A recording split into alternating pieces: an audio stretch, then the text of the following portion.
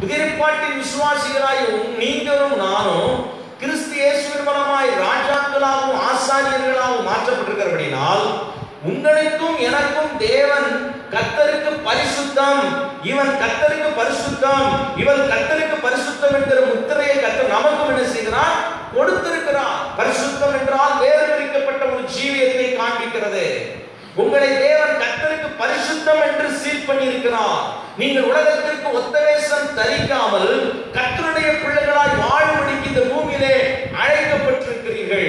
ஆக உங்களுக்கு கர்த்தருக்கு பரிசுத்தம் என்கிறதான அந்த முத்திரையை நீங்கள் உடைத்து போடுவீர்களானால் அங்கே அந்த பாவை, அந்த பரிசுத்தம் என்கிறதான அந்த காரியம் இல்லாமல் ஆரோன் இருப்பானால் அங்கே பயங்கரங்கள் உண்டாகும், அங்கே அவனுக்கு விரோதமாய் பொல்லாதவைகள் உண்டாகும், அங்கே அவனை சாவு கூட உண்டாகிற அளவிற்கு அங்கே நாம் பழைய ஏற்பாட்டிலே நாம் அந்த சட்டத்தை நாம் பார்க்கிறோம்.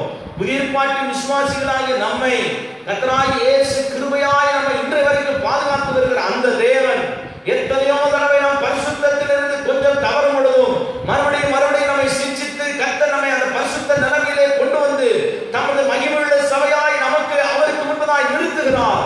இன்றைக்கு கருமையான தேவனுடைய பிள்ளையே, நமக்கு கொடுத்திருக்கிற கர்த்தருக்கு பரிசுத்தம் என்கிறதான அந்த முத்திரையை நாம் பெற்றிருக்கிறோம். கவனமாய் ஜீவிக்க வேண்டும்.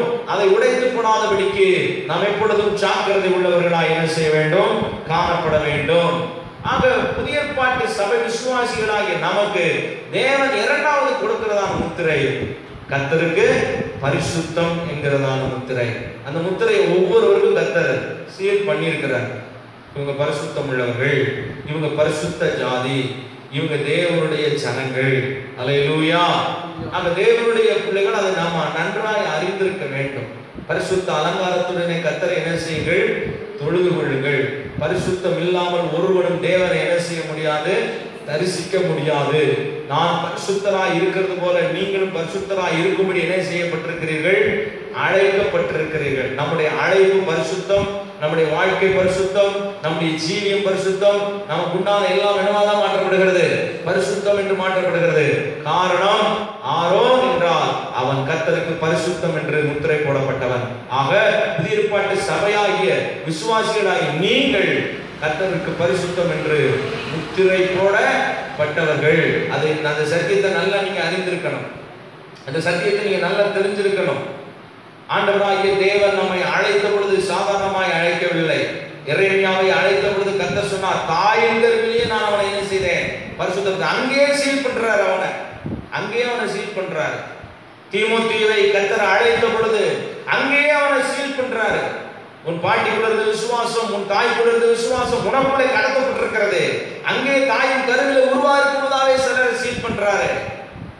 கர்த்தருடைய பரிசுத்த நாமம் மகிமைப்படுவதாக. நீங்கள் ஒருவேளை தற்செயலாய் தெரிந்தெடுக்கப்பட்டிருக்கலாம், ஒருவேளை யதார்த்தமாய் நீங்கள் தேவனை சிந்தித்திருக்கலாம். இதெல்லாம் தற்செயலானதும் அல்ல, யதார்த்தமானதும் அல்ல. உலக தோற்றத்துக்கு முன்பதாகவே தேவனுக்கு பரிசுத்தம் என்கிறதான முத்திரையை கர்த்தர் உனக்கு கொடுத்திருக்கிறார். இந்த பூமியிலே நீ பரிசுத்தமாய் வாழ வேண்டும். இந்த பூமியிலே நீ பரிசுத்தமாய் ஜீவிக்க வேண்டும். கர்த்தருக்கு என்று நீ வாழ வேண்டும். பரிசுத்தத்துக்கு என்று வைராக்கியம் பாராட்ட வேண்டும். பரிசுத்தத்திலே நிலைத்திருக்க வேண்டும். காரணம், நீ கர்த்தருக்கு பரிசுத்தம் என்கிறதான முத்திரையை கர்த்தர் உனக்கு கொடுத்திருக்கிறார். உங்களை இந்த காலவெளியில் நீங்கள் ஒப்புக் கொடுங்கள். ஆண்டவரே, அந்த முத்திரையை நான் பெற்றிருக்கிற நான் ஒருவேளை அஜாக்கிரதையாக இருந்திருக்கலாம், ஒருவேளை அது இதுவரைக்கும் தெரியாமல் இருந்திருக்கலாம்.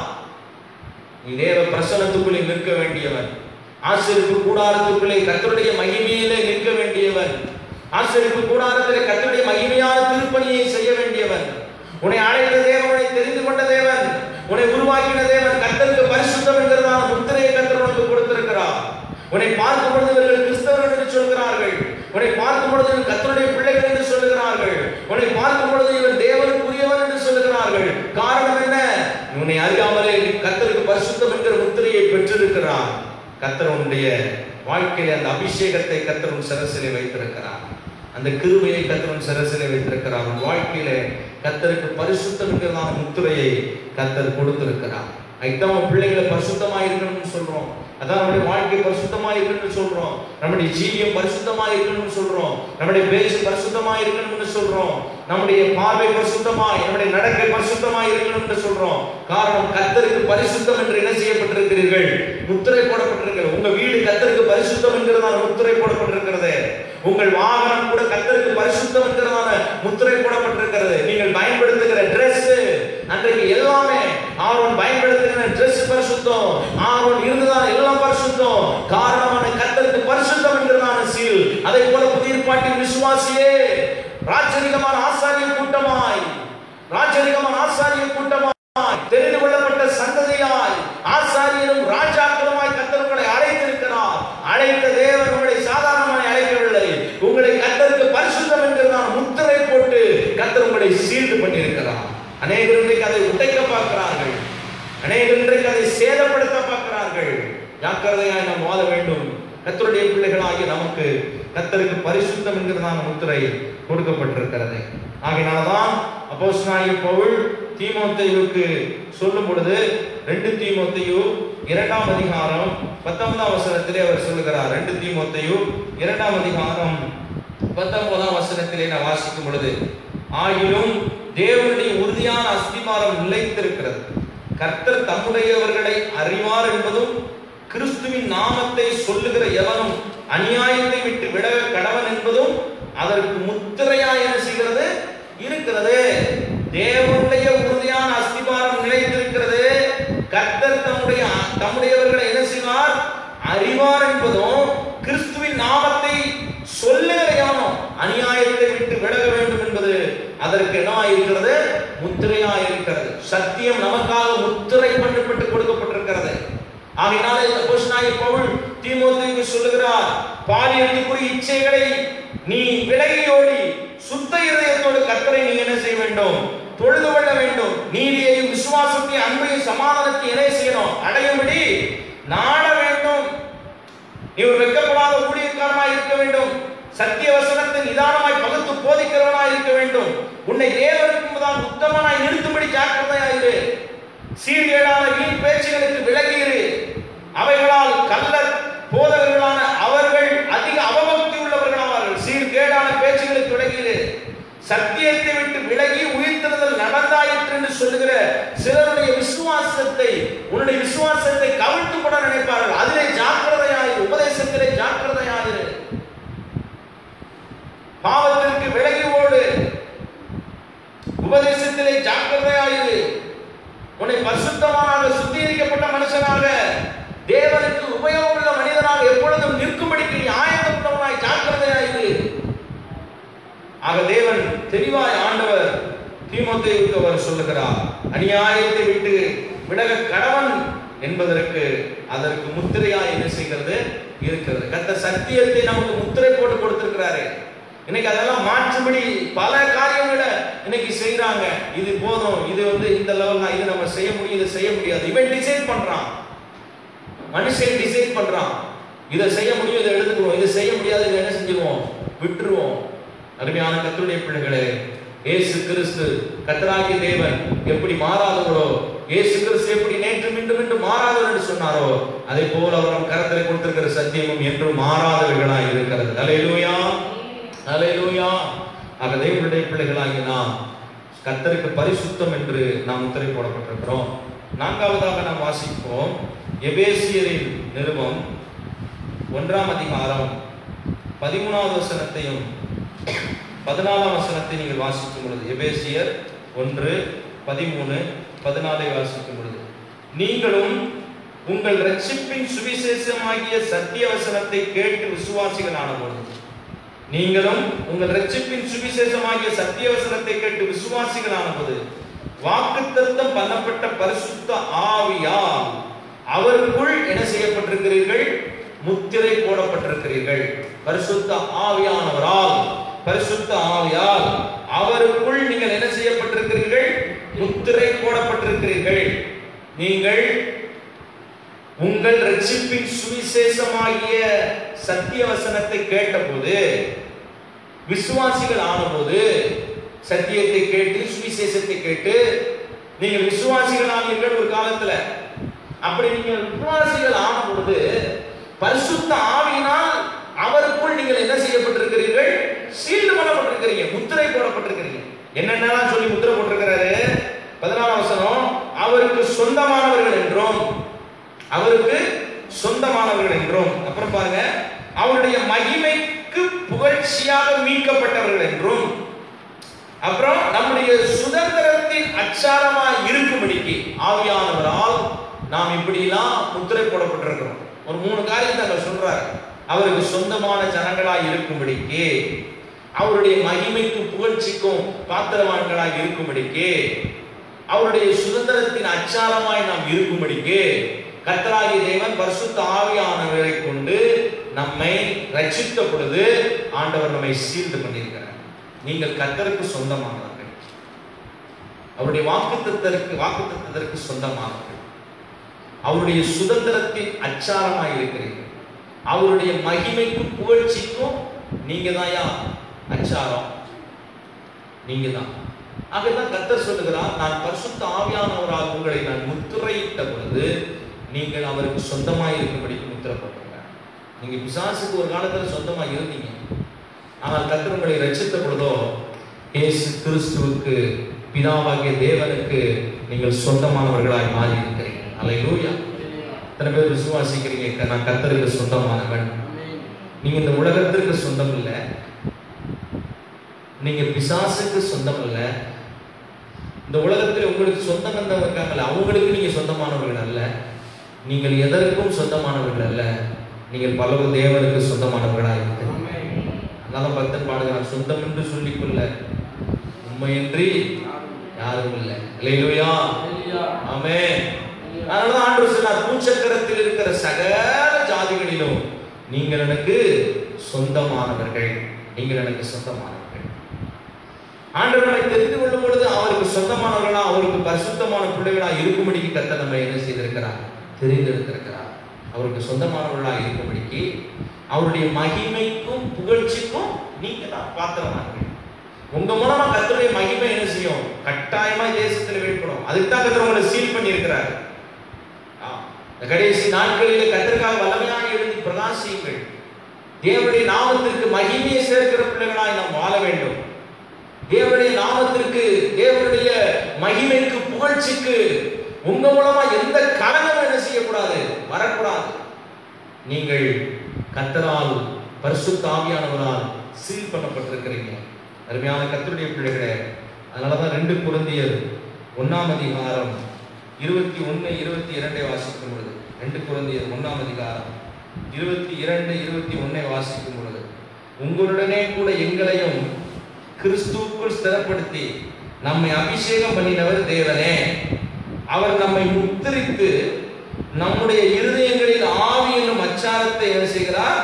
கொடுத்திருக்கிறார். கரங்களை சொல்லுவோம். ஆவி என்னும் அச்சாரத்தை நம்மை முத்திரித்து, ஆவி என்னும் அச்சாரத்தை நமக்கு என்ன செய்கிறார்? கொடுத்திருக்கிறார். நம்மை அபிஷேகம் பண்ணின தேவன், நம்மை அபிஷேகம் பண்ணின தேவன் நம்மை முத்திரித்து ஆவி என்னும் அச்சாரத்தை நமக்கு என்ன செய்கிறார்? கொடுத்திருக்கிறார். ஆவியானவர் நம்மளை டிக்ளேர் பண்றாரு. இவன் தேவனுக்கு சொந்தம், தேவனுடைய மகிமையின் புகழ்ச்சிக்கு மீட்கப்பட்டிருக்கிறான், இவன் நம்முடைய சுதந்திரத்தின் அச்சாரம் என்று சீல் பண்றாரு. அருமையான கர்த்தருடைய பிள்ளைகளே, எவ்வளவு பெரிய பாக்கியம், எவ்வளவு பெரிய ஆசீர்வாதம், எவ்வளவு பெரிய நன்மையை நாம பெற்றிருக்கிறோம். எவ்வளவு பெரிய சுதந்திரத்துக்கு கர்த்தர் நம்மை கொண்டு வந்திருக்கிறார். ஒரு ஜாதிகளாய் இருந்த நம்மை, ஒன்றுக்கு உதவாதவர்களாய் இருந்த நம்மை, எல்லாராலும் ஒதுக்கப்பட்ட புறக்கணிக்கப்பட்டிருந்த நம்மை அவர் தம் கரத்தில் எடுத்து அபிஷேகம் பண்ணி, அவர் நம்மை சொந்த ஜனங்கள் என்றும், அவருடைய ஆவின் அச்சாரம் என்றும், அவருடைய சுதந்திரத்தின் அச்சாரம் என்றும், அவருடைய மகிமைக்கு புகழ்ச்சிக்கு மீட்கப்பட்டவர் என்று பரிசுத்த ஆவியால் நம்மை சீல் பண்ணியிருக்கிறார். இவ்வளவு பெரிய ஆசீர்வாதத்திற்கு பாத்திரவான்களாக இருக்கிறனா? பரிசுத்த ஆவியானவரை பெற்றிருக்கிறோமா? ஒருவேளை இன்றைக்கு இதுவரைக்கும் அந்த ஆவியானவரை பெற்றிருக்காமல் இருப்பீர்களானால் அந்த முத்திரை உங்களிடத்திலே காணப்படாது. பரிசுத்த ஆவியானவருடைய முத்திரை உங்களுக்கு இருக்குமானால் நீங்கள் அப்படிப்பட்ட ஆசீர்வாதங்கள், கர்த்தருக்கு சொந்தமானவர்கள், கர்த்தருக்கு என்னெல்லாம் சொந்தமோ அதெல்லாம் நமக்கு என்னதான் சொந்தம். அவர் ஏராளமான ஆசீர்வாதங்களை நமக்கு வைத்திருக்கிறார். அந்த ஆசீர்வாதங்களை எல்லாம் பெற்றுக்கொள்ள வேண்டுமானால் அவருக்கு சொந்தமானவர்கள் இந்த சீல்டு நம்ம இருக்கணும். பரிசுத்த ஆவியானவரை நீங்கள் பெற்றிருக்கிறீர்களா? இதுவரைக்கும் நீங்கள் இந்த பரிசுத்த ஆவியானவரை கேள்விப்படாமல் இருக்கிறீர்களா? இல்ல பரிசுத்த ஆவியானவரை கேட்டு விசுவாசியாமல் இருக்கிறீர்களா? இன்னைக்கு கடைசி நாட்களில் பரிசுத்த ஆவியானவரை குறித்து பல விதங்களிலே இன்றைக்கு ஜனங்கள் குழம்பி போயிருக்கிறார்கள். பரிசுத்த ஆவியானுடைய அபிஷேகத்தை தெளிவாய் தெரிந்து கொண்டு, பரிசுத்த ஆவியானவரை பற்றின உபதேசத்தை தெளிவாய் தெரிந்து கொண்டு, இந்த ஆவியானவருக்குள் உங்களை ஒப்புக் கொடுங்கள்.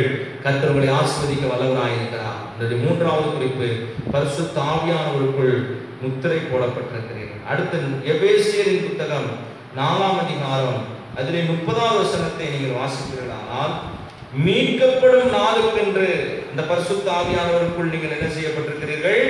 முத்திரை போடப்பட்டிருக்கிறீர்கள். எபேசியர் 4ஆம் அதிகாரம் 30வது வசனத்தை நீங்கள் வாசிக்கும் பொழுது, எபேசியர் 4:30, அன்றியும் நீங்கள் மீட்கப்படும் நாளுக்கென்று முத்திரையாக பெற்ற தேவனுடைய பரிசுத்த ஆவியை என்ன செய்யாதீர்கள்? துக்கப்படுத்தாதீர்கள். மீட்கப்படும் நாளுக்கென்று முத்திரை. இந்த முத்திரை கடைசி ஒரு முத்திரை. நீங்கள் மீட்கப்படும் நாளுக்கென்று கர்த்தர் உங்களை சீல்டு பண்ணி வச்சிருக்கிறார். இது ரொம்ப அவசியம். இந்த பரிசுத்த ஆவியானவர் இல்லாம, அந்த பரிசுத்த ஆவியானவருடைய சீல் இல்லாம நீங்க கர்த்தருடைய வருகையில் என்ன செய்யப்பட முடியாது? மீட்கப்படுவதற்கு எந்த விதமான சாத்தியக்கூறும் கிடையவே கிடையாது. எந்த விதமான சாத்தியக்கூறும் கிடையாது. அதனால 1 தெசலோனிக்கேயர் 5:19 பார்க்கிறோம், ஆவியை அவிழ்த்து போடாதீர்கள் என்று நாம் பார்க்கிறோம். இன்னைக்கு அனைவரும் பரிசுத்த ஆவியானவருடைய அந்த பிரசன்னத்தை இன்னைக்கு என்ன செய்யறாங்க? கெடுத்து வாழ்ந்து கொண்டிருக்கிறாங்க. ஆனா பரிசுத்த ஆவியானவருடைய அந்த அபிஷேகமும் பரிசுத்த ஆவியானவரால் சீல்டு பண்ணாதான் ஆண்டுடைய வருகையிலே நாம் மீட்கப்பட முடியும். இந்த முத்திரை உங்கள்ட்ட இருக்குதா? மீட்கப்படும் நாளுக்கென்று இந்த முத்திரையை நீங்க பெற்றிருக்கிறீர்களா? இதுவரைக்கும் நீங்கள் பெற்றுக்கொள்ளாமல் இருக்கிறால் இன்றைக்கு பெற்றுக்கொள்ளக்கூடிய ஆவியானவர் உங்களுக்கு வழிகாட்டுகிறார். கர்த்தர் உங்களோடு பேசுகிறார். தேவன் உங்களோடு இடைபடுகிறார். லூக்கா 21ஆம் அதிகாரம் 28ஆம் வசனத்தை வாசிக்கும் பொழுது, லூக்கா 21ஆம் அதிகாரம் 28ஆம் வசனத்தை வாசிக்கும் பொழுது 27லிருந்து வாசிக்கிறேன். அப்பொழுது மனுஷகுமாரன் மிகுந்த வல்லமையோடும் மகிமையோடு மேகத்தின் மேல் வருகிறதை காண்பார்கள். இவைகள் சம்பவிக்க தொடங்கும் பொழுது உங்கள் மீட்பு சமீபமாய் இருப்பதால் நீங்கள் நிமிர்ந்து பார்த்து உங்கள் தலைகளை என்ன செய்யுங்கள்? உயர்த்துங்கள். அபிஷேகம் உங்களை நிமிர்ந்து நடக்க பண்ணும். கர்த்தருடைய அபிஷேகம் உங்களை அந்த பொல்லாத உலகத்தின் அழிவுகளிலிருந்து உங்களை பாதுகாக்கும். இயேசு கிறிஸ்து வரும்போது நீங்கள் கைவிடப்படாதபடிக்கு மீட்கப்பட வேண்டுமானால் பரிசுத்த ஆவியானவரால் மீட்கப்படும் நாளுக்கென்று நீங்கள் என்ன செய்யணும்? முத்திரை போடப்பட்டிருக்க வேண்டும். அல்லேலூயா. ஏசாயா 35:10, ஏசாயா 51:11, ஏசாயா 62:12 இதிலே நீங்க வாசித்தீங்கன்னா, கர்த்தரால் மீட்கப்பட்டவர்கள் ஆனந்த களிப்புடன் பாடி சீயோனுக்கு என்ன செய்வார்கள்? திரும்புவார்கள். நித்திய மகிழ்ச்சி அவர்கள் தலையின் மேல் என்ன செய்யும்? இருக்கும். சஞ்சலமும் தவிப்பும் அவர்களை விட்டு என்ன செய்யும்? ஓடியே போகும். அல்லேலூயா. ஆமென். எவ்வளவு பெரிய பாக்கியம் பாருங்க. ஆனந்த களிப்புடன் பாடி சீயோனுக்கு என்ன செய்வார்கள்? திரும்புவார்கள். உலகத்தினுடைய பாடுகள், இந்த உலகத்தினுடைய போராட்டங்கள், இந்த உலகத்தினுடைய பிரச்சனைகள் ஒரு நாளும் நீங்கள் சீயோனுக்கு போகிறதை என்ன செய்யக்கூடாது? தடைபடக்கூடாது. அழுகையின் பள்ளத்தாக்கை உருவ நடந்து அதை நீரூற்றாய் மாற்றிக் கொண்டார்கள். அவைகளில் பலத்தின் மேல் பலனடைந்து அவர்கள் சீயோனிலே வந்து என்ன செய்வார்கள்? வாஞ்சிப்பார்கள் என்று பார்க்கிறோம். அவர்கள் சேருவார்கள். ஆகையினால இந்த உலகத்தில் இருக்கிறதான கண்ணீர்கள், போராட்டங்கள், கவலைகள், நிந்தனைகள், அவமானங்கள், எந்த சூழ்நிலையும் நாம் மீட்கப்படுவதற்கு அது என்ன இருக்கக்கூடாது? தடையா இருக்கக்கூடாது. இன்னைக்கு வருகிறதான சின்ன சின்ன பிரச்சனைகளே தேவனை விட்டு உங்களை பிரிக்கிறதற்கு உங்களுக்கு நீங்க இடம் கொடுக்குறீங்க. ஆனால் எத்தனையோ பாடுகள், உபத்திரங்கள் வந்து பொழுதும் பவுல் சொல்லுகிறார், கிறிஸ்துவின் அன்பை விட்டு என்னை பிரிப்பவன் யார்? எதுவும் என்னை என்ன செய்ய முடியாது? பிரிக்க முடியாது. இன்றைக்கு அநேக வேளையிலே நாம் பரிசுத்த ஆவியானவரை துக்கப்படுத்தி மீட்கப்படும் நாளுக்கென்று நமக்கு கொடுக்கப்பட்ட முத்திரையை நாம் அவமானப்படுத்துகிறவர்களாக இருக்கிறோம். பரிசுத்த ஆவியானவரை நாம் துக்கப்படுத்தக்கூடாது. கொஞ்சம் நம்முடைய வாழ்க்கையில சின்ன சின்ன மிஸ்டேக்ஸ் வந்து பரிசுத்த ஆவியானவருடைய மனசாட்சியிலே நமக்கு கொஞ்சம் துக்கம், சோர்வு, அசதி நாம் உண்டாக்குவதற்கு நம்ம இடம் கொடுக்கக்கூடாது. நம்முடைய பரிசுத்த வாழ்க்கையை, நம்முடைய ஆவிக்குரிய ஜீவியத்தை நாம் என்ன செய்ய வேண்டும்? பாதுகாத்துக் கொள்ள வேண்டும். எப்போதெல்லாம் உங்களுடைய மனதிலே ஒரு விதமான ஒரு சஞ்சலம் உண்டாகிறதோ அப்போதெல்லாம் நீங்கள் பரிசுத்த ஆவியானவரை துக்கப்படுத்தி கொண்டிருக்கிறீர்கள் என்றார். நீங்க நல்ல ஒரு தேவ பிள்ளையா இருப்பீங்கன்னா, நீங்க சினிமா படம் பார்க்கும்போது உங்க இருதயம் என்ன செய்யும்? துக்கப்படும். நீங்க அடுத்தவனுக்கு நீங்க தீங்கு செய்ய நினைக்கும் பொழுதே உங்கள் இருதயம் என்ன செய்யும்? துக்கப்படும். இது உங்க இருதய துக்கம் இல்ல, உங்களுக்குள்ளே மனசாட்சியில் உங்கள் இருதயத்தில் இருக்கிறதான பரிசுத்த ஆவியானவர் துக்கப்படுகிறார். அதனாலதான் ஒரு தேவ பிள்ளைக்கு அந்த மனதுல துக்கம், மனது எப்பவுமே சந்தோஷமா இருக்கணும், இருதயம் எப்பொழுதுமே கழிவுறுந்து கொண்டு இருக்கணும். இதற்கு என்ன? பரிசுத்த ஆவியானவர் எப்போதுமே சந்தோஷமா வச்சுக்கொள்ளணும். யாரை சந்தோஷமா வச்சுக்கொள்ளணும்? பரிசுத்த ஆவியானவரை சந்தோஷமாய் வைத்துக் கொள்ள வேண்டும். அதனாலதான் மீட்கப்படும் நாளுக்கென்று நீங்க வைக்கப்பட்டிருக்கிறீங்க. உங்களுக்காக கொடுக்கப்பட்ட பரிசுத்த ஆவியை துக்கப்படுத்திக்கிட்டே இருக்கீங்கன்னா அவர் தான் உங்களை மீட்கிறவர். அவரையே நீங்க துக்கப்படுத்திட்டீங்கன்னா அப்புறம் அவர் எப்படி உங்களை மீட்டுக் கொள்வார்? அருமையான கர்த்தருடைய பிள்ளைகளே, மீட்கப்படும் நாளுக்கென்று நாம் முத்திரையாய் பெற்றிருக்கிறோம், முத்திரையை பெற்றிருக்கிறோம். இந்த 4 விதமான முத்திரைகளை நீங்கள் உடைத்து போடக்கூடாது. இயேசுவின் இரத்தத்தினால் முத்திரை போடப்பட்டிருக்கிறீங்க, கர்த்தருக்கு பரிசுத்தம் என்று முத்திரை போடப்பட்டிருக்கிறீங்க. அப்புறம் பரிசுத்த ஆவியானவரால் அவருக்கு சொந்தமானவர்கள் என்றும், அவருடைய மகிமைக்கு புகழ்ச்சிக்கு பாத்திரமானவர்கள் என்றும், அவருடைய சுதந்திரத்தின் அச்சாரம் என்று நீங்கள் முத்திரை போடப்பட்டிருக்கிறீர்கள். அப்புறம் பரிசுத்த ஆவியானவரால் மீட்கப்படும் நாளுக்கு என்று நீங்கள் என்ன செய்யப்பட்டிருக்கிறீங்க? முத்திரை போடப்பட்டிருக்கிறீங்க. இந்த 4 முத்திரைகளையும் நாம் உடைத்து போடாதபடிக்கு நாம் ஜாக்கிரதை உள்ளவர்களாய் நாம் காணப்பட வேண்டும். இன்றைக்கு நாம் ஒப்புக் கொடுப்போம். ஆண்டவரே, இதை குறித்ததான நாலேஜ் இல்லாமல் இருக்கிறார். இன்னைக்கு இயேசு கிறிஸ்து ரத்தத்தினாலே மீட்கப்பட்ட அந்த முத்திரையையும், கர்த்தருக்கு பரிசுத்தம் என்கிறதான முத்திரையையும், ஆண்டவரே உமக்கு சொந்த ஜனம் உடைய புகழ்ச்சிக்கு பாத்திரமான்கள் என்கிற முத்திரையையும், மீட்கப்படும் நாளுக்கென்று கிடைத்த முத்திரையையும் நான் ஒரு நாளும் ஆண்டவரே அதை சேதப்படுத்தாதபடிக்கு என்னை பாதுகாத்துக் கொள்ளுங்க என்று சொல்லி கர்த்தருடைய சமூகத்திலே நாம் ஒப்புக் கொடுக்க போகிறோம். பிசாசும் அவனுடைய ஆட்களை முத்திரை போட்டுக் கொண்டிருக்கிறான். கொஞ்ச காலங்கள் இருக்குது என்று சொல்லி தெரிந்து கொள்ளப்பட்டவர்களை வஞ்சித்து அந்த கர்த்தருடைய கரத்திலே இருக்கிறவர்களை கூட அவன் எப்படியாவது வஞ்சித்து விட வேண்டும் என்று சொல்லி அவர்கள் இருதயங்களை மயக்கி பிசாசானவன் கர்த்தருடைய ஜனங்களை எப்படியாயிலும் அவன் வலையிலே கெச்சிக்கிற சிங்கம் போல அடைந்து எப்படியாயிலும் அவனுக்கு ஆட்களை சேர்த்து கொண்டு அவர்களை முத்திரை போட்டுக் கொண்டிருக்கிறான். கர்த்தருடைய பிள்ளைகளை நாம் ஜாக்கிரதையாக இருக்க வேண்டிய ஒரு காலம், கவனமாய் ஜீவிக்க வேண்டிய ஒரு காலம். இயேசு கிறிஸ்துவின் ரத்தம் என்கிற முத்திரையை உடைத்து விடாதீர்கள். கர்த்தருக்கு பரிசுத்தம் என்கிற முத்திரையை நீங்கள் உடைத்து விடாதீர்கள். அவருக்கு சொந்த ஜனங்கள், அவருடைய புகழ்ச்சிக்கு மகிமைக்கு பாத்திரமான்கள், அவருடைய சுதந்திரத்தின் அச்சாரம் என்கிற முத்திரையை நீங்கள் உடைத்து விடாதீர்கள். அவருடைய மீட்கப்படும் நாளுக்கென்று கிடைத்த முத்திரையை நீங்கள் சேதப்படுத்தி விடாதீர்கள். இந்த 4 முத்திரையையும் நீங்கள் பாதுகாத்துக் கொள்ளுங்கள். விசுவாசத்தின் மூலமாய் ஆபிரகாமுக்குள்ளே புறஜாதிகளாகிய நம்மை, விருத்த சேதனத்தின் மூலமாய் இஸ்ரவேலர்களை, கர்த்தருடைய ஜனங்களை, இஸ்ரவேலர்களை ஆபிரகாம் மூலமாய் கர்த்தர் சீல்டு பண்ணியிருக்கிறார். கர்த்தராகிய இயேசு கிறிஸ்து மூலமாய் ஆபிரகாமுக்கு நாம் பிள்ளைகளாய் இருக்கிறோம். பிதாவாகிய தேவனுக்கும் நம்மை பிள்ளைகளாய் கர்த்தர் வைத்திருக்கிறார். ஆபிரகாமுடைய ஆசீர்வாதத்திற்கு கர்த்தர் நம்மை பாத்திரவான்களாய் வைத்திருக்கிறார். பூமியில் உள்ள சகல ஜாதிகளிலும் நான் உன்னை ஆசீர்வாதமாய் வைப்பேன் என்பது மாத்திரமல்ல, உன் சந்ததிக்குள்ளே உனக்குள்ளே ஆசீர்வாதம் உண்டாயிருக்கும் என்று கர்த்தர் சொல்லியிருக்கிறார். ஆகையினால் அநேக ஜாதிகளுக்கு தகப்பனாய் இருப்பேன். உலக தோற்றத்துக்கு முன்பதாகவே ஆண்டவர் நம்மை தெரிந்தெடுத்திருக்கிறார், நம்மை முத்திரை பண்ணி இருக்கிறார். புதிர்பாட்டு விசுவாசிகளாகி நமக்கு இயேசுவின் ரத்தம் என்கிற முத்திரை, கர்த்தருக்கு பரிசுத்தம் என்கிறதான முத்திரை, அவருக்கு சொந்த ஜனங்கள் என்கிறதான முத்திரை, அவருடைய மீட்கப்படும் நாளுக்கென்று கர்த்தர் நமக்கு முத்திரையை கர்த்தர் கொடுத்திருக்கிறார். இன்றைக்கு இந்த பரிசுத்த ஆவியானவர் நமக்கு அப்படிப்பட்டதான காரியங்களை நமக்கு வைத்திருக்கிறார். இன்றைக்கு நான் அதை சேதப்படுத்த மாட்டாண்டவரே, அதை நான் இன்றைக்கு அறிந்து கொண்டிருக்கிறேன். அந்த முத்திரையை ஒருவேளை சேதப்படுத்திருந்தானா என்னை மன்னியும் என்று சொல்லுங்கள். கர்த்தர் இன்றைக்கு மறுபடியும் உங்களை அபிஷேகித்து கர்த்தர் தம்முடைய வல்லமையினால் உங்களை நிரப்பும்படி ஆண்டவர் விரும்புகிறார். எல்லா கண்களை மூடி நாம் ஜெபிப்போம். ஹல்லேலூயா, ஹல்லேலூயா, ஹல்லேலூயா. Thank you Jesus, thank you Jesus, thank you Jesus, thank you Jesus. Praise the Lord, praise the Lord, praise the Lord, praise the Lord. Hallelujah. மீட்கப்படும் நாளுக்கென்று முத்திரையான ஆவியை தாரும். மீட்கப்படும் நாளுக்கென்று முத்திரையான ஆவியை தாரும். பிதாவே என்று அழைக்க புத்திர சுவிகாரம் நீங்கிடும். பிதாவே என்று அழைக்க புத்திர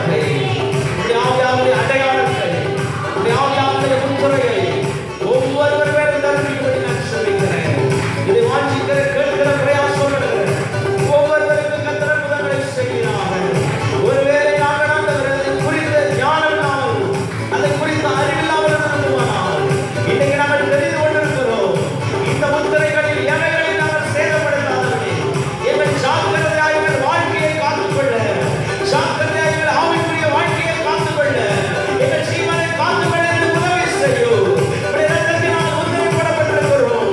உம்முடைய பரிசுத்தத்தினால் முத்திரை போடப்பட்டிருக்கிறோம். உம்முடைய சொந்த கரங்களில் முத்திரை போடப்பட்டிருக்கிறோம். உம்முடைய மீட்கப்படும் நாளில் முத்திரை போடப்பட்டிருக்கிறோம். இதை காத்துக்கொள்ள எங்களுக்கு கிருபை செய்யும்படி நாங்கள் ஜெபிக்கிறோம். இதை காத்துக்கொள்ள எங்களுக்கு கிருபை செய்யும்படி ஜெபிக்கிறோம். இந்த கடைசி நாட்களிலே நாங்கள் ஜாக்கிரதையாய் வாழ ஆண்டவரே உமக்குள் நாங்கள் ஜீவிக்க என் தேவனுக்கு கிருபை செய்வதாக. உம்முடைய இரக்கத்திற்காக நாங்கள் கெஞ்சுகிறோம். உம்முடைய நாமத்தை பற்றி விசுவாசத்தினாலே நாங்கள் ஜீவித்து உமக்குள் பிழைத்திருக்க எங்களுக்குள்ள கிருபையை, அபிஷேகத்தை, விசுவாசத்தை பெருக பண்ணும்படி ஜெபிக்கிறோம். உம்முடைய அன்பின் பிரசன்னத்திலே ஒரு நாளும் எங்களுக்கு உதவி செய்யும்.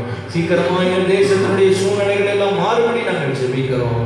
எங்களை அற்புதமாக இந்த மாதத்தில் இந்த வாரம் முழுவதும் நடத்துவீராக.